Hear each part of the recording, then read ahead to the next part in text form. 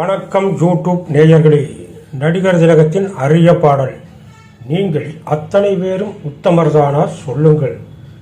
என்ன இது நடிகர் திலகத்தின் அரிய பாடல் என்று இந்த பாடலை பதித்துள்ளாரு என்று யோசிக்கிறீர்களா? உண்மைதான். என் மகன் படத்தின் சூப்பர் ஹிட் பாடலாக பட்டி தொட்டியெல்லாம் ஒழித்த அறிவார்ந்த அம்சமான அரசியல் அவலங்களுக்கு ஸ்டைல் நடிப்பில் நடிகர் திலகம் சவுக்கடி தந்த நீங்கள் அத்தனை பேரும் உத்தமர்தானா சொல்லுங்கள் பாடல் தான் இது. ஆனால் இதில் சொல்லப்போவது நடிகர் திலகம் தனியாக பாடும் பாடல் அல்ல. இந்த படத்தில் 2 முறை வரும் அல்லவா?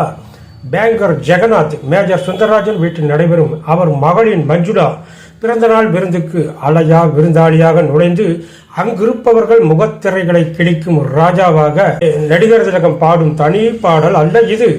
படத்தின் துவக்கத்திலேயே வரும் அதே மெட்டு பாடல்தான். வரிகளும் வார்த்தைகளும் மாற்றி காட்சி அமைப்பு முற்றிலும் வேறாக காண்பிக்கப்பட்ட படத்தின் முதல் பாடல்.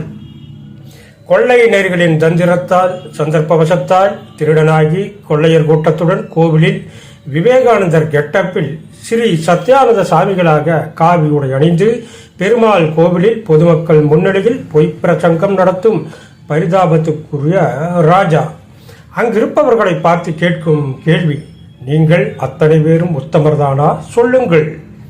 ஆசீர்வாதம் தருவது போன்று கைகளை வைத்து டக்கென்று கைகளை மூடி சுட்டு விரலால் அடுத்தவரை நோக்கி கேள்விக்கணை தொடுக்கும் நேர்மையான கோபம். மீசை மடித்து விவேகானந்தர் போல நடிகர் திலகம் இந்த வேடத்தில் தேஜஸுடன் அத்தனை அழகாக ஜொலிப்பார்.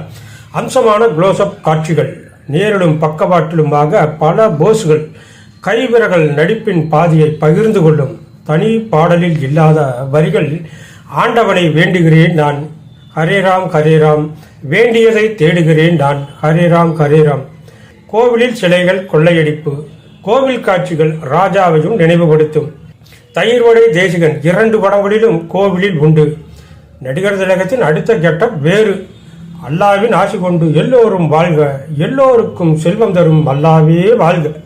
அல்லாவின் ஆசி கொண்டு எல்லோரும் வாழ்க, எல்லோருக்கும் செல்வம் தரும் அல்லாவே வாழ்க.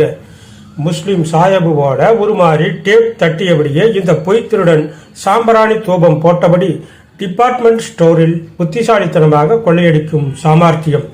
பெரிய குறுந்தாடியுடன் தோல்வரை புரளும் கற்றை முடியுடன் முகமதியர்களின் கேப் அணிந்து சிறிய ஓவர்கோட் சகிதம் கழுத்தில் டாலர் ஹிப்பி மணிகள் தொங்க கைகளில் அப்படியே உருமாறி நம்மை வியக்க வைக்கும் நடிகர் திலகம்.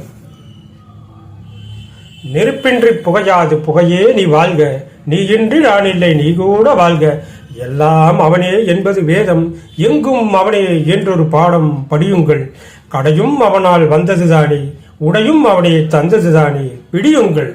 கோவிலில் அங்கே ஒல்லி தயிர்வடை தேசிகன் என்றால் இங்கே ஸ்டோரில் கல்லாவில் உசிலைமணி சாண்டோ கிருஷ்ணனும் உண்டு.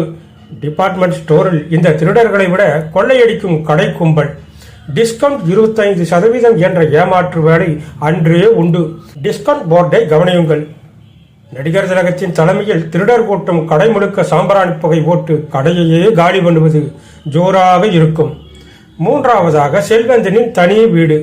ஜடாமுடி தரித்து புடித்தோல் ஆடை அணிந்து சீனத்துறவி போன்ற தோற்றத்தில் கள்ளவேட ஆண்டிகளின் ஆதரவோடு கதாநாயகனின் திருட்டு வேலைகள் தொடரும்.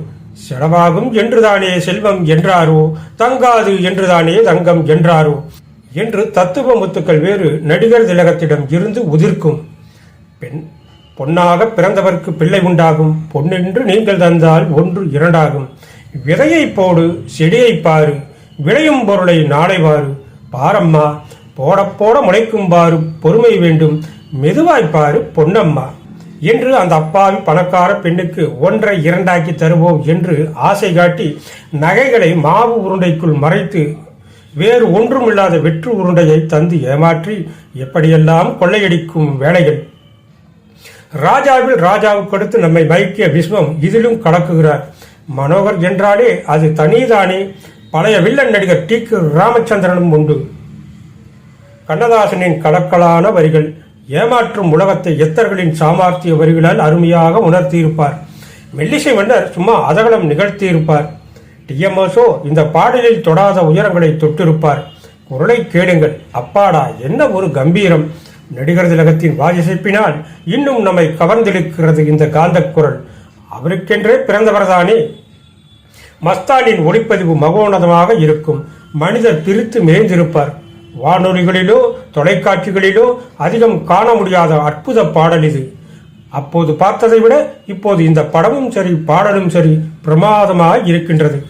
டார்லிங் இயக்குனர் சி.வி. ராஜேந்திரனுக்கு இந்த பாடலை பிரமாதமாய் படமாக்கியதற்கு ரசிகர்கள் சார்பில் ஒரு ஓகோ சபாஸ் போட வேண்டும்.